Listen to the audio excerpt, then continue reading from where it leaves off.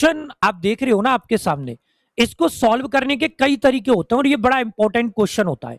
देखो पहला तरीका तो यहाँ पे ये बन सकता है कि एस यू एन की वैल्यू आपकी कितनी है 27। देखिए 19 प्लस आपने किया 21 प्लस आपने किया 14, 19 और 21 40 और 14 आपके हो गए यहाँ पे कितने 54।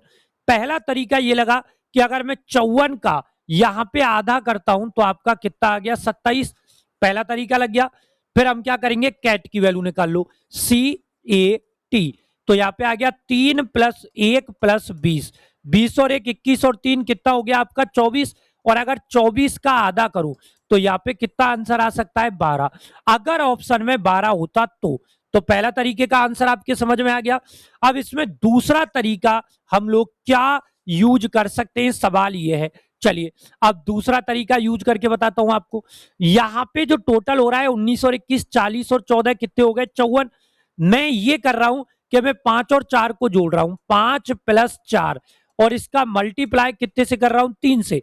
5 और 4 9 इंटू 3 कर दिया तो आपका यहाँ पे आ गया 27। अब देखिए यहाँ पे आ गया cat C A T, 3 plus 1 plus 20। तो यहाँ पे आपका क्या आ गया 3 और 1 4 और 20 कितने हो गए 24।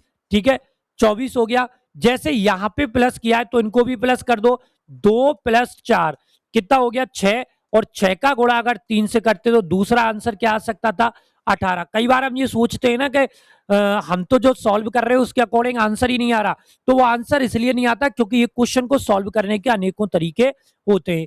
अब देखो तीसरी कैटेगरी मैं अगर आपको बताऊं तो तीसरी कैटेगरी यहाँ पे ये बन सकती है कि मैं इनको प्लस ना करके मैं ये कर सकता हूं कि जैसे 19 लिखा 21 लिखा 14 लिखा, मैं इनके अपोजिट निकाल सकता हूं। और अपोजिट निकालने का तरीका क्या है कि वर्णमाला के विपरीत पदों का योग 27 होता है।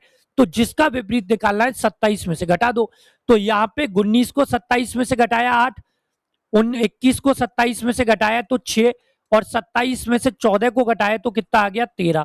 तो यहाँ पे वैल्यू बन गई 8 से 14 और 13, कितनी वैल्यू बन गई आपकी, तो यहाँ पे वैल्यू बन गई आपकी 27। ठीक है अब वैल्यू कैट की निकाल के देखो इसी पैटर्न से सी ए टी, 3 आ गया 1 आ गया 20 आ गया। बताओ 3 के अपोजिट कितना होता है 24 प्लस 1 के अपोजिट क्या होता है 26 प्लस 20 के अपोजिट क्या होता है 7।